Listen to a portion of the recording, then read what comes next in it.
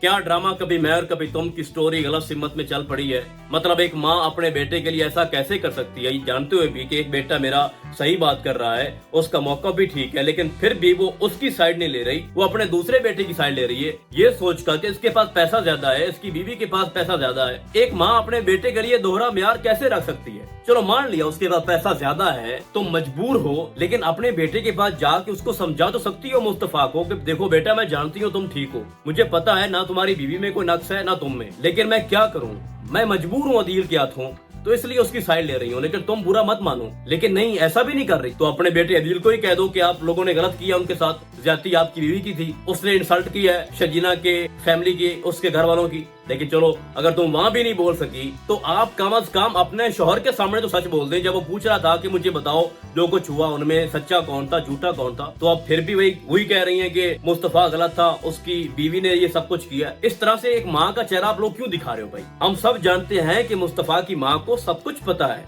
कि ना शजीना बुरी है ना मुस्तफा बुरा है। अच्छा एक और चीज है, अगर शजीना अपने पैसों से घर का राशन लेके आए तो कहती ये हराम है, बहू का पैसा हम पे हराम है। लेकिन दूसरी तरफ अगर आपकी अमीर बहू आपके लिए 60 लाख की गाड़ी जब वो गिफ्ट कर दे तो वो ठीक है। वो बहू अगर आपके पूरे घर का राशन घर का खर्चा चलाए तो वो ठीक है, लेकिन शजीना नहीं। दोगला मैं चलो ये तो सुना था कि सास और बहू का झगड़ा तो लगा रहता है, लेकिन अपने बेटे के साथ इस तरह का गलत सलूक, भाई आप क्या मेंशन करना चाह रहे हो। अच्छा अब मैं आता हूँ जनाब मुस्तफा के ऊपर, थोड़ा उस पर बात करना भी जरूरी है। वो कह रहा है अपनी बीवी को कि हमारे लिए इस घर में रहना मुश्किल हो गया है तो हमने अब बाहर शिफ्ट होना है। तो मैं कैसे हूँ, मैं निखट्टू हूँ, मेरे पास पैसा नहीं है, इतने वसाइल नहीं है कि मैं आपको बाहर किसी और घर शिफ्ट कर सकूं।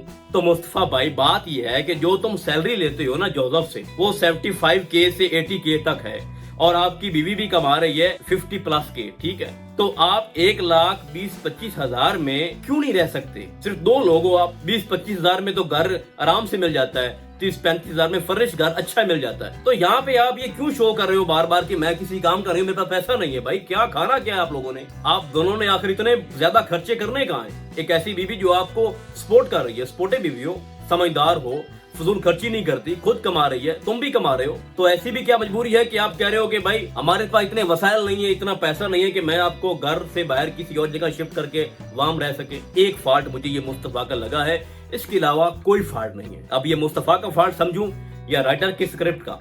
अब मैं बात करता हूँ अदील की। भाई अदील का अगर दिल भर चुका है रुबाब से, तो क्या ये जरूरी था कि अदील के सामने आप एक शादीशुदा लड़की कोई लेके आते। अगर आपने उसकी लाइफ में कोई और लड़की एंटर करनी थी तो कोई और करते, सिंगल लड़की मैरिड ही क्यों। और उससे बढ़ के अब क्या हो रहा है कि वो उसके घर भी जा रहा है कि मैं घर से बहुत परेशान हूँ, फ्रस्ट्रेशन में हूँ, परेशान हूँ, डिप्रेस हूँ, आपके पास आना चाहता हूँ, आप मेरी अच्छी दोस्त हो। फिर वो कहती है आप मेरे घर आ जाओ, घर भी जा रहा है। और फिर क्या है कि वहाँ उसका जो शौहर है वो अमेरिका, घर में है भी कोई ना। तो मजे की बात यह है कि जब वो घर में एंटर होता है तो रूम में बैठने की जगह बहुत है, लेकिन कहता है यहाँ बैठ जाओ। भाई यहाँ नहीं, आप उसके बेडरूम में चले जाओ, मतलब हद होती है। और फिर उन दोनों की रोमांटिक बातें देखो। अब आप समझो इस बात को कि अदील भी मैरिड है, नताशा भी मैरिड है, और इन दोनों की रोमांटिक बातें देखो कि वो कहते हैं कि ये जो लम्हा है ना हम भूल नहीं पाएंगे। नताशा कहती है कि आपके साथ बिताया हुआ वक्त मेरे ऊपर तारी हो चुका है, सहर तारी हो चुका है। और वो कहता है कि मैं तो भूल भी नहीं पाऊंगा, इसको मैंने कैद कर लिया है, इन लम्हात को। क्या शो कर रहे हो भाई। यहाँ पर मैं ये चाहता था कि अगर कोई आपने लड़की लेके आनी भी है तो कोई सिंगल लेके आओ भाई, कमारी लड़की, उसके साथ वो शादी करना चाहता है तो करे, अगर वो रुबाब से तंग है तो। लेकिन शादीशुदा ही क्यों गुनाह आप दिखा रहे हो बार बार कि वो अपने शौहर को धोखा दे रही है और इधर से ये अपनी बीवी को धोखा दे रहा है। तो भाई अब बात यह है कि मुस्तफा और शजीना के ऊपर इतना मुश्किल वक्त आ चुका है कि मैं आपको बयान भी नहीं कर सकता। 35 लाख का गायब होना, रुबाब का वो पैसे उठाकर शजीना के रूम में रखना, फिर वहां से तलाशी लेना, फिर वहां से 35 लाख का निकलना, पैसों का बरामद होना, फिर मुस्तफा को एक और थप्पड़ लगना, वो भी अपने बाप से जो वाहिद एक बंदा था घर में जो उनको सपोर्ट कर रहा था। क्या हालत होगी अब मुस्तफा की। वो भी सोच रहा होगा कि हम किस दलदल में फंस चुके हैं।